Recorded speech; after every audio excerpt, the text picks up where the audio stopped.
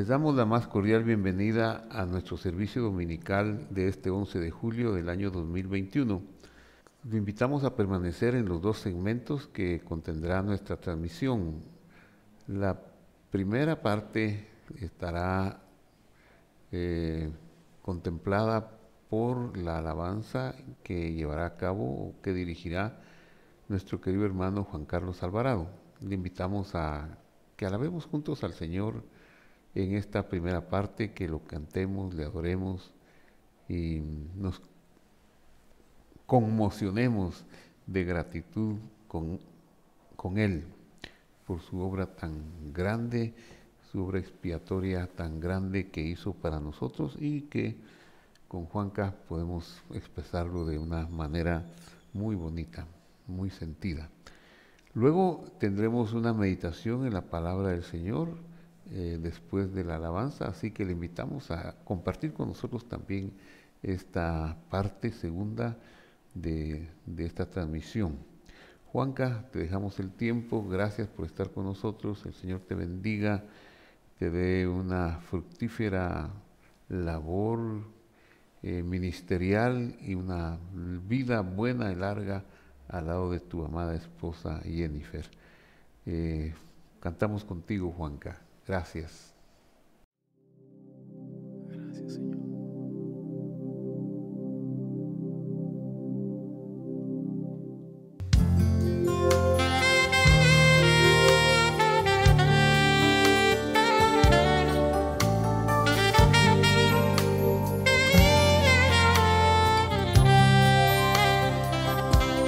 Gracias, Jesús.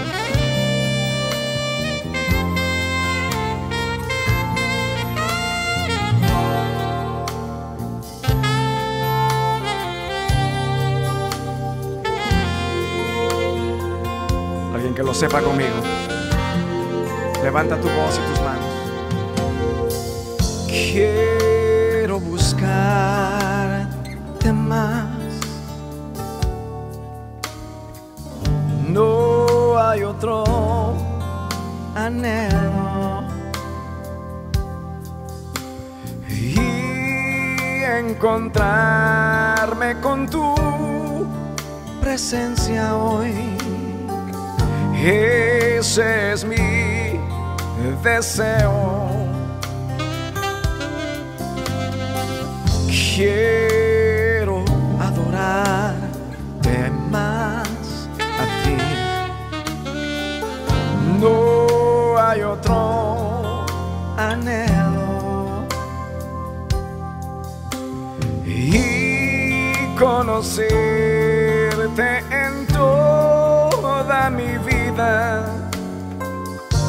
Ese es mi deseo. Vamos, levanta tu voz conmigo. Y al contemplar tu santidad y la belleza de la gloria de tu rostro, Jesús, yo no puedo sino estar enamorado de la grandeza y la hermosura de esta dimensión gloriosa de tu majestad. Quiero buscarte más, Jesús. No hay otro anhelo y encontrarme con tu presencia.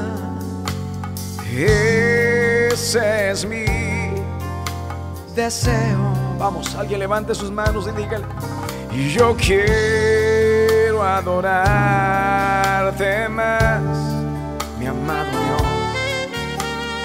No hay otro anhelo esta noche aquí reunidos, Señor, y conocerte en toda mi vida.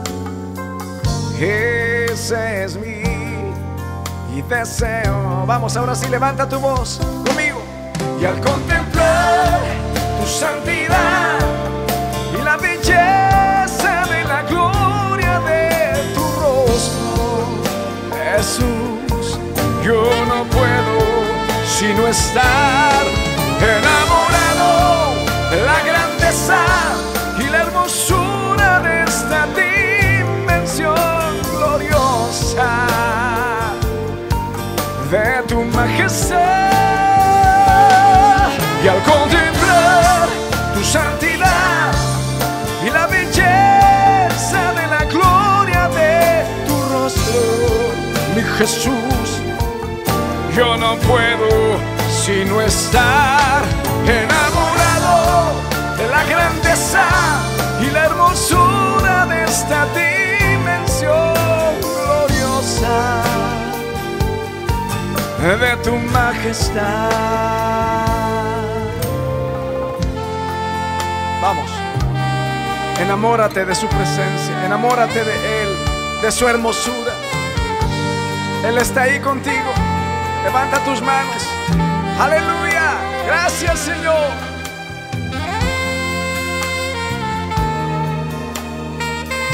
Gracias, Jesús, por tu presencia. Rodéanos. Rodéanos, Señor, con tu amor esta noche. Conmigo.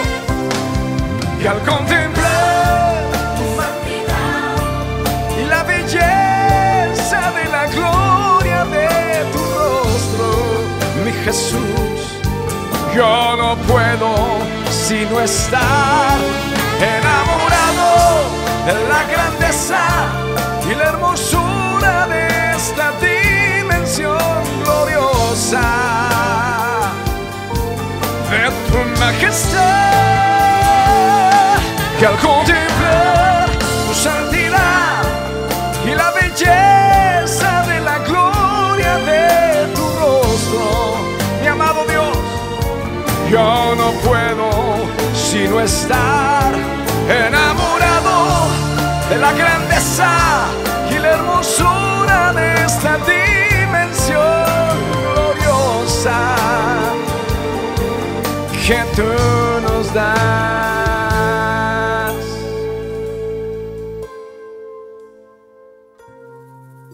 Quiero buscarte más. No hay otro anhelo. Alguien puede decir amén. Amén, Señor. No hay otro anhelo. No hay otro anhelo. Esta noche es solamente agradecerte, Señor.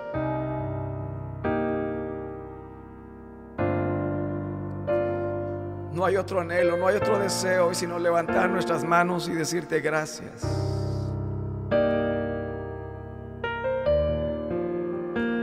Todo te lo debemos a ti, Señor. Todo te lo debemos a ti. Vamos, déjese abrazar por este amor que está ahí donde estás tú. El amor de Jesús. Si alguien necesita volver a sus brazos, vuelva. Hoy es el día. No esperes más. Ven a sus brazos de amor. Gracias, Jesús. Gracias, Señor. Gracias. Gracias, mi amado Dios. Gracias. Gracias, Jesús.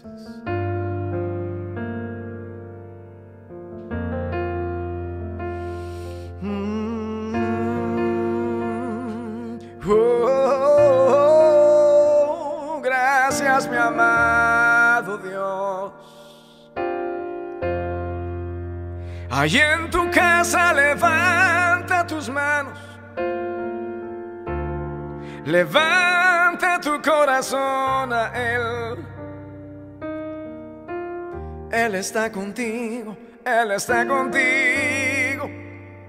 Solo dile gracias. Gracias, mi Jesús.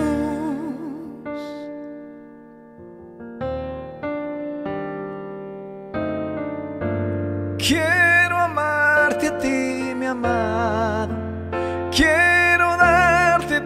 lo mejor, mi mejor adoración. Quiero darte todo, quiero darte todo, todo lo mejor a ti. Y quiero darte todo, y quiero darte todo, todo lo mejor de mí.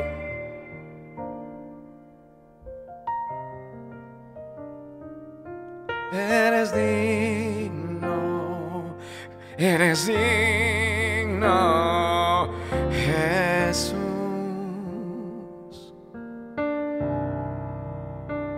Gracias, Señor. Gracias, Padre. Gracias, Señor.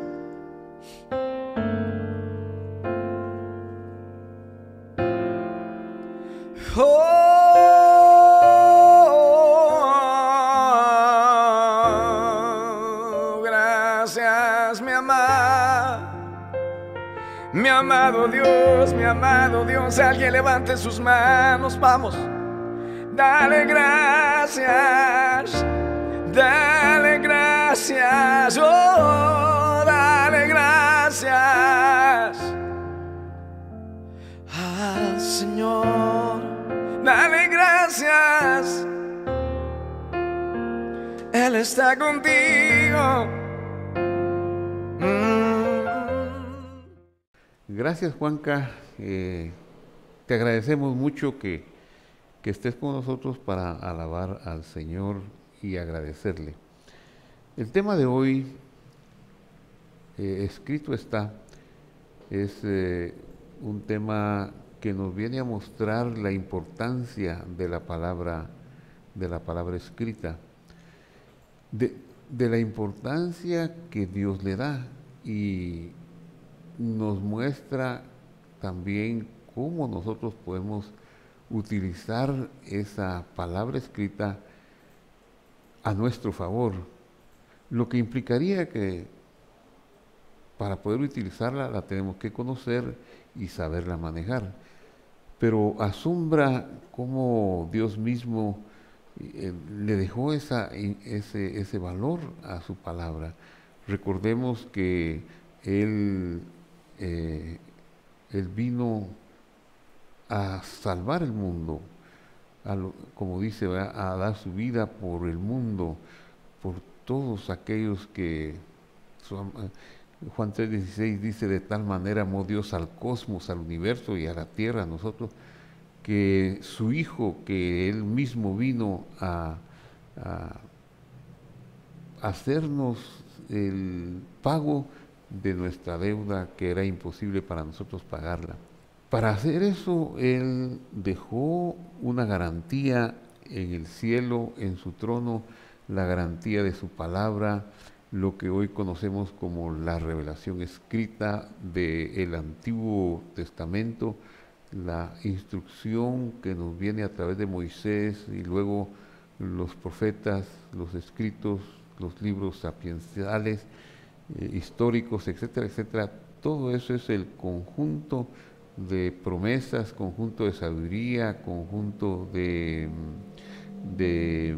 revelación, de donde podría venir también nuestro asidero para situaciones de tentación que pudiéramos enfrentar o para vencer circunstancias de adversidad. Ese es el valor que Él le deja a su palabra. Y Él chequea continuamente, se compagina, se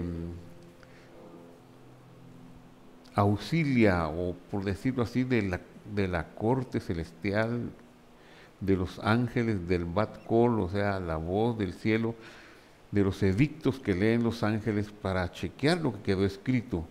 Hay algo que puede hacerse, si está escrito puede hacerse, si no está escrito no puede realizarse de ninguna manera. Y eso es lo que implica cuando leemos que Él oró, que Él oraba.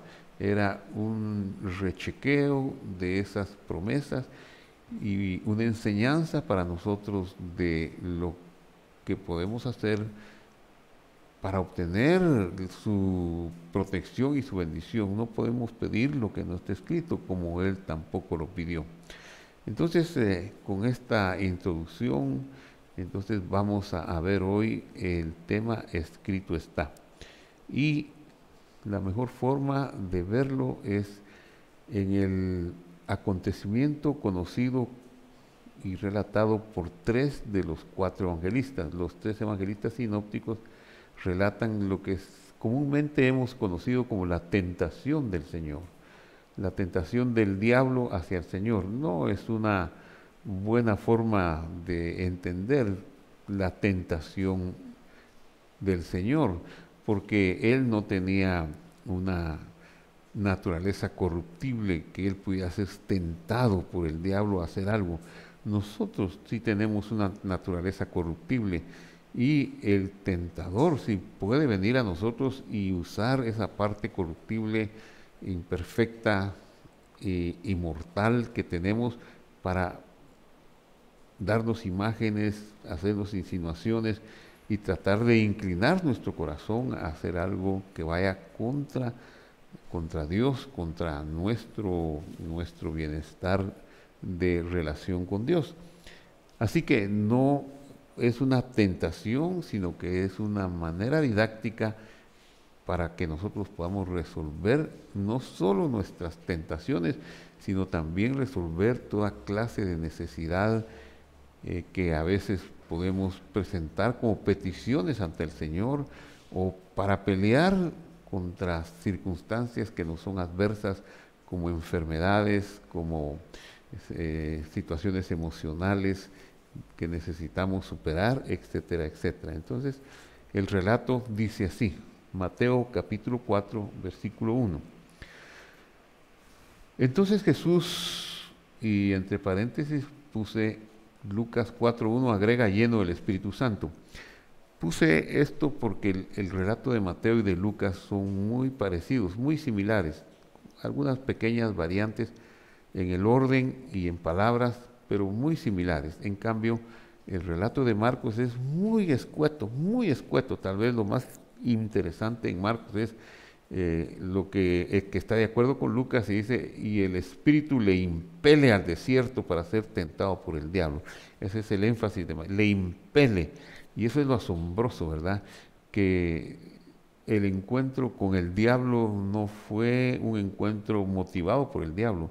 Él lo fue a buscar al lugar desierto, donde seguramente el otro no se iba a hacer esperar. Vio una ocasión que creyó que él podía hacer algo, obviamente no iba a lograr nada, pero fue el Espíritu, fue el poder de la sabiduría de Dios quien lo envía al desierto.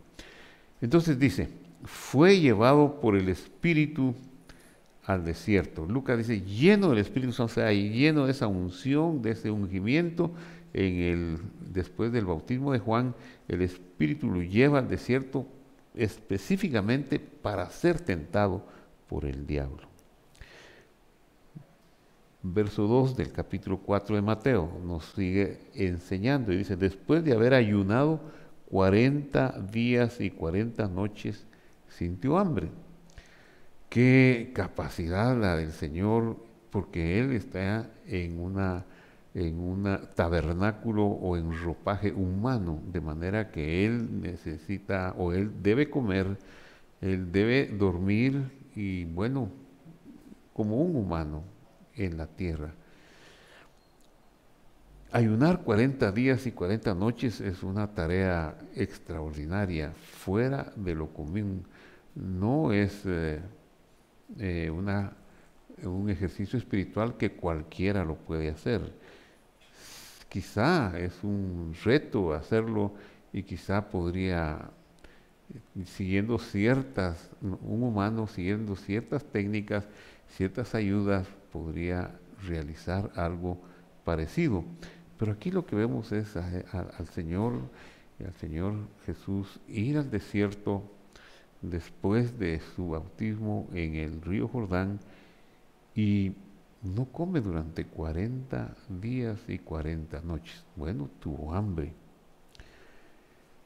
Cuando Él tiene la sensación de hambre, el tentador, el diablo, se le acerca, seguramente al final de esos 40 días, y le dice, si eres hijo de Dios.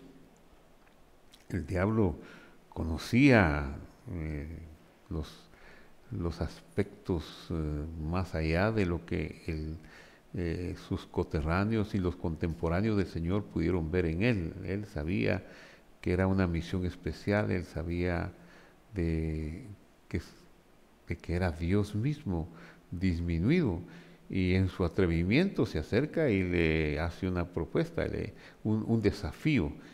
Si eres hijo de Dios, es decir, hijo de Dios es un concepto que tenemos que recordarlo, que significa portador de los atributos divinos. No significa así hijo en el sentido humano, que Dios tenía una esposa y luego lo engendró. Ese no es el concepto, porque hijo en la cultura hebrea tiene varios aspectos. Uno es ser engendrado, como un hombre engendra de su esposa a un hijo humano. Dos es un heredero. Tres puede ser también de un abuelo, y ya este es en otro sentido, no es también un engendramiento físico, sino es como una figura. Y cuatro es portador, un portador de de la responsabilidad, de las capacidades de, del Padre, digamos. En este caso, hijo de Dios, Ben Elohim o Bar Enosh en arameo significa portador de los atributos divinos. Si tú tienes los atributos divinos, es decir, si tienes los atributos, tienes el poder para hacer milagros, el poder para cambiar los tiempos, el poder para hacer las cosas. Si eso es así, dile a estas piedras, ¿qué necesidad hay? ¿A quién se lo va a demostrar? Eso es una locura de Satanás, del diablo, del engañador. Pero así es él. El diablo siempre ha ido en contra de Dios y se atrevió en el cielo a revelarse en los orígenes de los tiempos, en el remoto pasado, no orígenes de los tiempos, pero sí en el remoto pasado, se rebeló contra Dios y logró convencer tercera parte de los seres creados celestiales. Pues ahora de nuevo ante Dios viene y se anima en su acto permanente de rebelión, lo cual nos dice a nosotros que este ser llamado, en este caso el diablo, llamado en las escrituras hebreas el Satán o el opositor, y llamado la serpiente antigua en Apocalipsis, es irredento. Él no ha aprovechado ninguna de las circunstancias para volverse a hacer un arrepentimiento y pedirle perdón a Dios. Eso lo hubiera logrado cuando fue su rebelión o cuando fue expulsado del cielo, o hubiera tenido un intento cuando el hombre es puesto en el huerto del Edén, y ahí él hubiera dicho, bueno, si este hombre está aquí, Dios está dando una oportunidad a este mundo que está en caos y lo está reorganizando, quizá yo pueda arrepentirme de mi pecado, de mi maldad. No, él se ensaña contra el hombre prácticamente hasta transmitirle su naturaleza de muerte. Y eso es un acto de rebelión más contra Dios. Y a partir de ahí, hasta hoy día, cada vez que un hombre o una mujer quieren volverse a Dios, volverse más sensibles al Señor, Él va a venir con su misma cantaleta de siempre. ¿Cuál es esta? Si eres hijo de Dios, di que tal cosa, con que Dios te ha dicho tal cosa, con que no, hombre, Dios lo que quiere es no compartir contigo, y empieza a acusar a Dios. Siempre va a ser su argumento. Esa ha sido su actuación desde los orígenes de los tiempos, y me parece que va a seguir hasta el final de los tiempos, hasta que el juicio final que está previsto en las Escrituras sea implacable y Él sea sentenciado al lago de fuego, donde de seguro ninguna criatura, ni en el cielo ni en la tierra, va a entrar en duda de la bondad, de la justicia, pero también de la bondad, del amor de Dios, que dio millones de oportunidades y de años y que no fue capaz de aprovechar. Y este podría ser casi un momento para exterminar a Satanás, solo por razones que no entendemos. No se dio su exterminio aquí en el desierto, porque ¿cómo se atreve a decir, si eres hijo de Dios, di que estas piedras se conviertan en pan?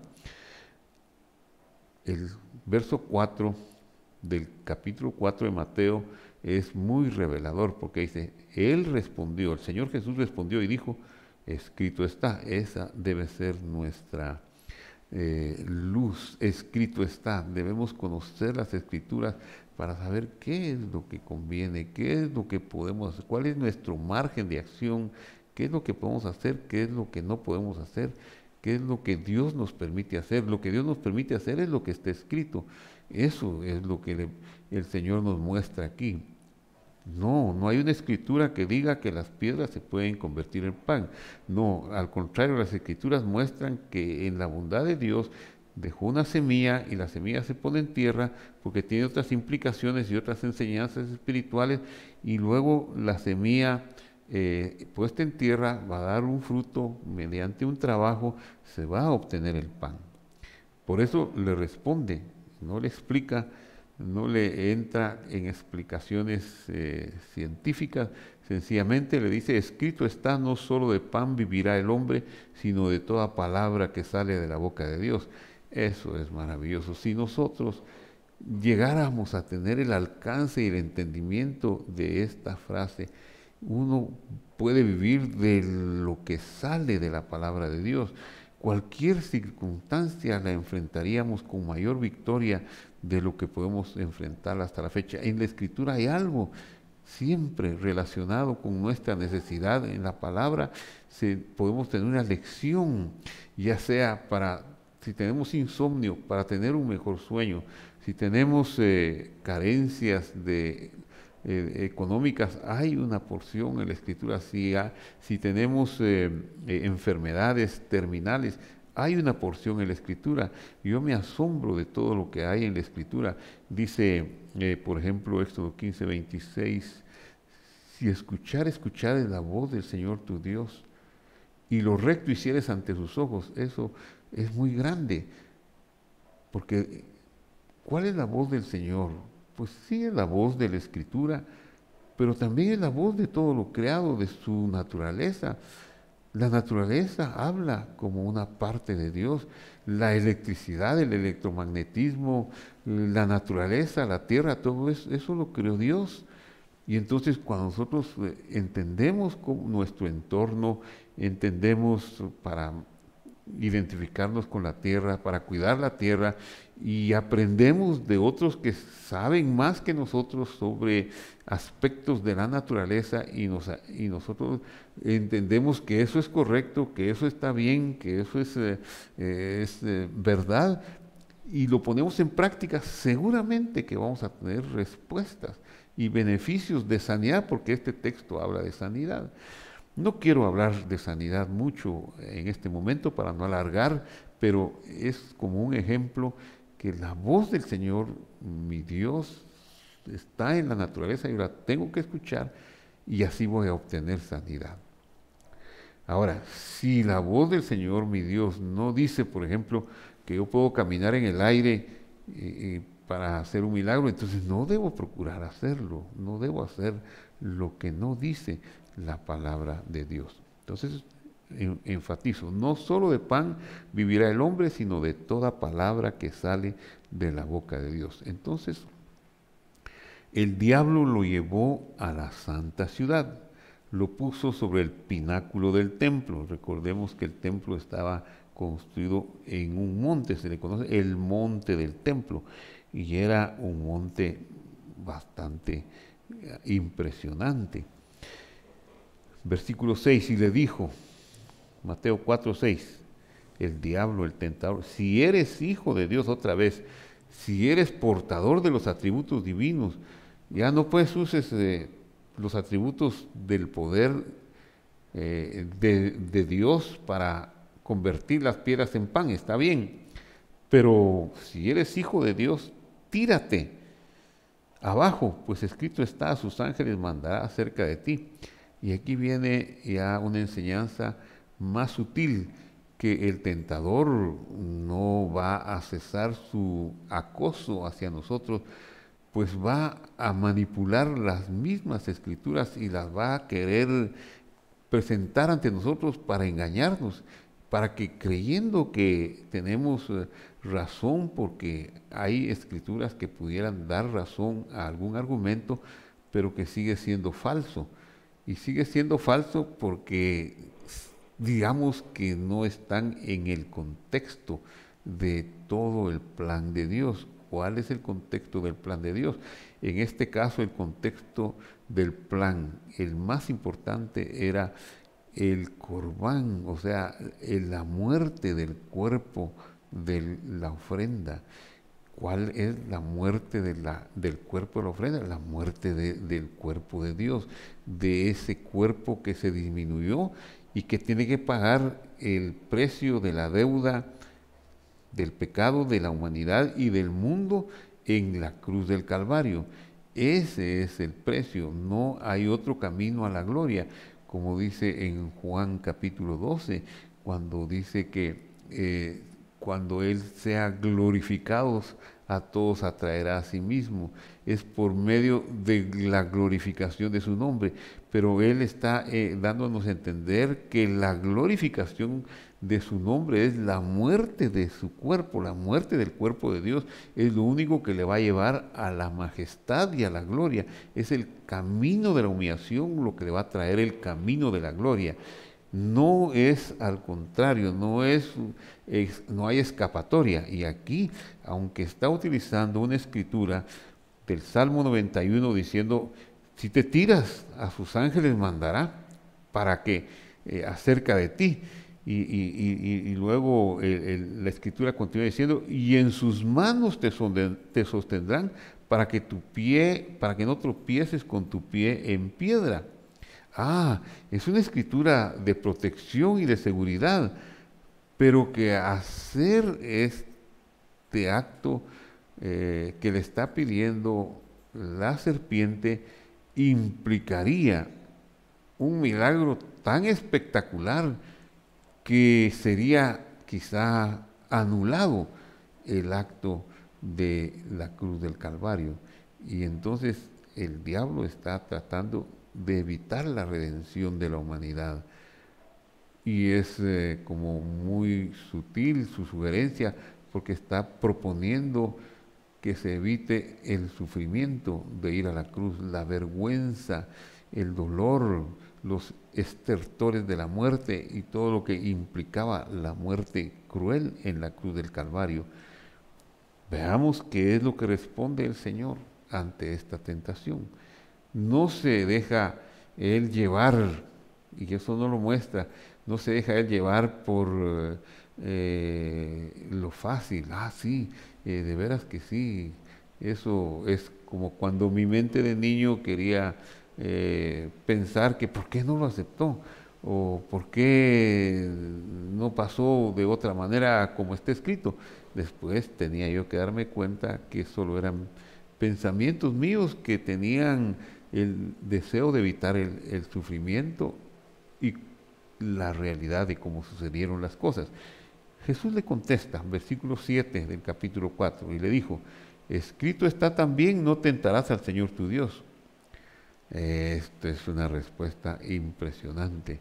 Sí, escrito está que hay ángeles que van a venir, si yo me lanzo, me van a cuidar, pero no tentarás al Señor tu Dios, es otra escritura que tú tienes que saber. Tú me estás tratando de tentar, es imposible que me tientes, porque yo no tengo la naturaleza corruptible, no tengo contacto contigo, no puede haber un reflejo de mí hacia ti, ni de ti hacia mí.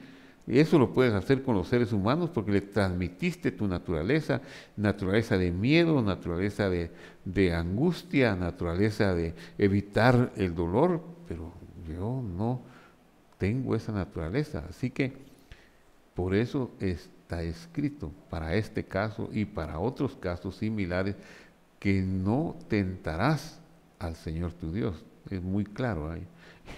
Yo soy el Hijo de Dios, el portador de los atributos. Yo soy el Señor tu Dios. No tentarás al Señor tu Dios. Le está diciendo, claro, yo soy Dios y me estás tentando. Y claro, su benevolencia, porque no está haciendo el juicio final, no lo está metiendo al lago de fuego, aunque se lo mereciera, y quizá nosotros hubiéramos dicho, ¿cómo no lo metió? Así no estaríamos sufriendo tanto. Bueno, como lo que él decide es más sabio y es lo mejor fue que no lo metiera al lago del fuego, sino cuando esté determinado, cuando sea, pero sí nos deja un arma tan poderosa como es: no tentarás al Señor tu Dios, ni tentarás a sus hijos, ni tentarás a sus criaturas. Pero el tentador no se dio por vencido, no se quedó satisfecho y otra vez lo llevó, solo que en esta ocasión lo llevó a un monte muy alto y le mostró todos los reinos del mundo y la gloria de ellos.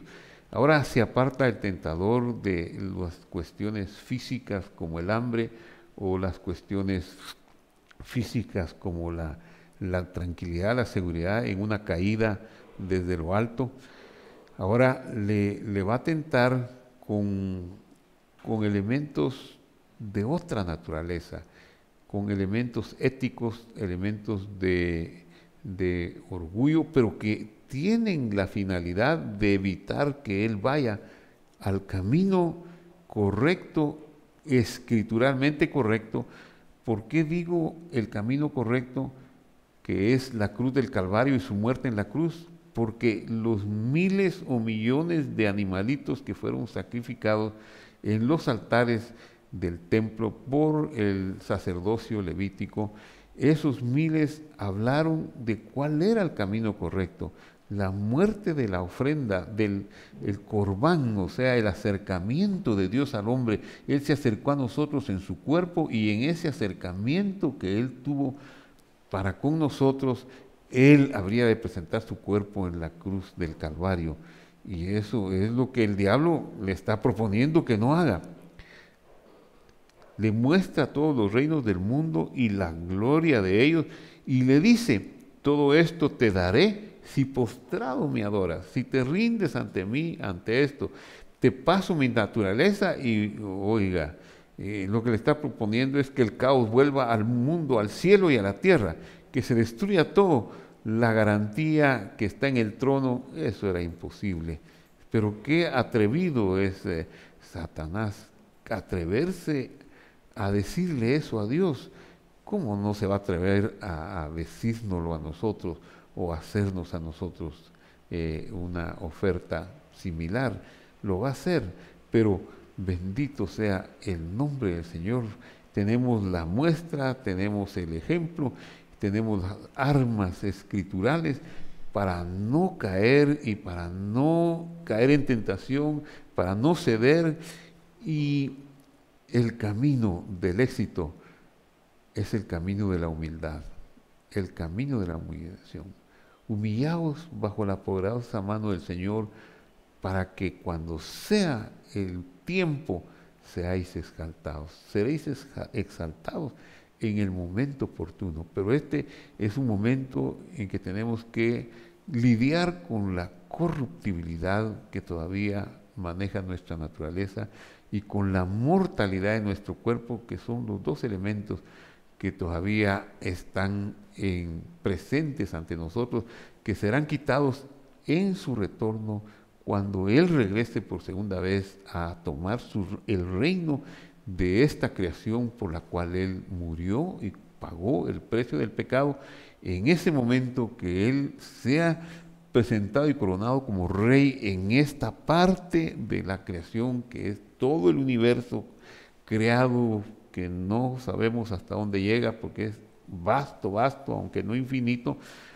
En ese momento entonces seremos transformados y se acabarán nuestras tribulaciones de corruptibilidad, de caer en tentación y de mortalidad y de morir. Seremos semejantes a Él como fue su deseo cuando Él dijo, haremos al hombre a nuestra imagen y semejanza, pero que perdimos la imagen por causa de ceder ante las tentaciones del diablo y que ya no alcanzamos la semejanza, pero que la alcanzaremos porque está escrito y dice, y seremos semejantes a Él. Así dice que eso sucederá. Entonces, cuando el diablo le dice al Señor y le dijo, todo esto te daré si postrado me adoras, entonces el Señor Jesús le dice, vete, Satanás. Esa es la escritura, eso es lo escritural, escrito está, vete. Cuando no hay que dialogar mucho con Él, no hay que darle a nuestras ideas curso de si puede haber un milagro contra naturaleza quiere decir que no está escrito. Puede ser que sin semillas tengamos pan, puede ser que si nos lanzamos temerariamente de un alto edificio vamos a caer sanos y salvos, y cosas así como arriesgadas contra las leyes de la física, las leyes de la tierra, de la termodinámica. No podemos ejercitarlas esperando que Dios haga un milagro, no podemos obligar a Dios a hacer un milagro. No lo hizo para Él, no porque no quiera hacerlo, porque Él podía enfrentarlo y no lo va a hacer para nosotros, pero nos dio muchas cosas, muchas escrituras con las cuales podemos esperar un milagro. Entonces el Señor le contesta como para ir sellando ya esta conversación con el diablo, vete, Satanás. Vete, Satanás. Esa es nuestra arma. Vete, Satanás. Vete, te echo fuera. Vete, vete, porque también dice en el Evangelio de Juan, y el príncipe de este mundo es echado fuera. Ya fue echado del cielo, o sea, ya él conoce lo que es ser echado fuera. Fue echado de los endemoniados gadareno y de los endemoniados, y recibimos esa autoridad para echarlo fuera, y echémoslo fuera cada vez que venga con pensamientos e ideas de esta naturaleza. Vete, porque escrito está, al Señor tu Dios adorarás y a Él solo servirás. Esa es nuestra herramienta. Al Señor nuestro Dios, a Él debemos adorar, agradecer, y a Él debemos servir. No tenemos obligación de un reconocimiento, de adoración, de temor reverencial, más que lo que Él ha dicho, que es reverenciar a nuestros padres, y reverenciarlo y adorarlo a Él. Claro, adorarlo a Él antes que a nuestros padres, pero sí a nuestros padres con un temor más allá de cualquier ser humano, un temor reverente. Entonces al Señor tu Dios adorarás y a Él solo servirás. Eso le cayó la boca al tentador.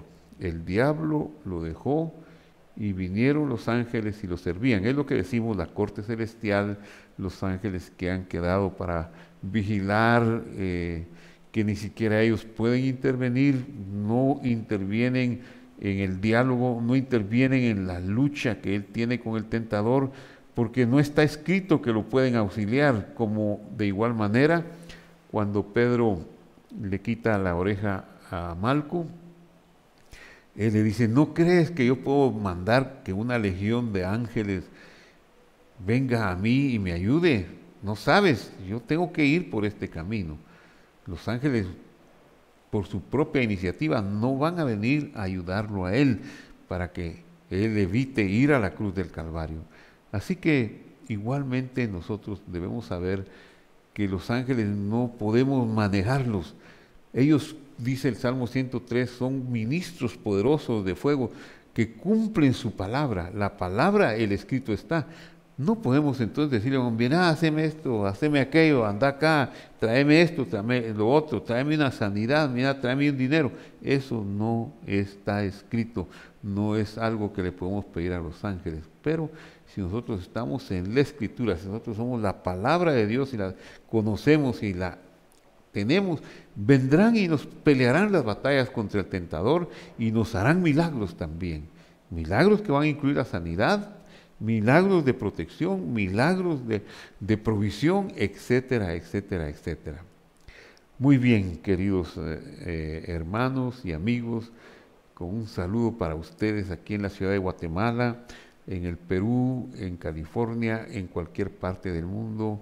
Terminamos este mensaje, esta meditación, y les invito a que oremos. Padre que estás en el cielo, en el nombre del Señor Jesús, te damos gracias por las escrituras que nos has dejado como nuestra arma, nuestra espada de dos filos, la espada que nos permitirá vencer y defendernos de las agresiones de Satanás, y esa espada en nuestra boca nos permitirá decir: vete, vete Satanás, escrito está Satanás, vete, al Señor tu Dios adorarás y a Él solo servirás. No solo de pan vivirá el hombre. No tentarás al Señor tu Dios, y todas esas escrituras nos permitirán tener una vida victoriosa. Gracias, Señor, porque esperamos en ti, y aunque en este tiempo es un tiempo de humillación y de aflicciones, esperamos el glorioso día de tu retorno para ser semejantes a ti, para ser transformados. Ese es nuestro anhelo. Mientras tanto, solo rogamos que nos des la capacidad y la fuerza para seguir luchando y seguir adelante, sirviéndote y adorándote, y alabándote en toda circunstancia que aún podría parecer adversa, pero que si tú la permites, Señor, esa es la mejor circunstancia, y esa es nuestra felicidad, estar en este mundo sabiendo que somos protegidos por ti, por tus ángeles y sobre todo por tus palabras escritas. Enséñanos pues a conocer tu palabra, danos esa capacidad de revelación de tu palabra, enséñanos tu palabra. Gracias, Señor Jesús, en el nombre de Jesús. Gracias, Señor. Amén y amén. Querido amigo, le invitamos a compartir este mensaje con sus amigos o conocidos. Le invitamos a suscribirse a nuestro canal, y todos los domingos a las 9 de la mañana estamos en un servicio en línea, a las 10:30 en un servicio presencial dominical, y todos los miércoles a las 7 de la mañana, desde las 7 de la mañana, tenemos un estudio bíblico más específico que le invitamos a participar. Todo esto, por supuesto, es Hora de Guatemala. Que Dios lo bendiga, y que si usted se suscribe recibirá un aviso de cuando comienza una actividad nuestra. Hasta la vista, y mientras tanto, que Dios nos bendiga a todos.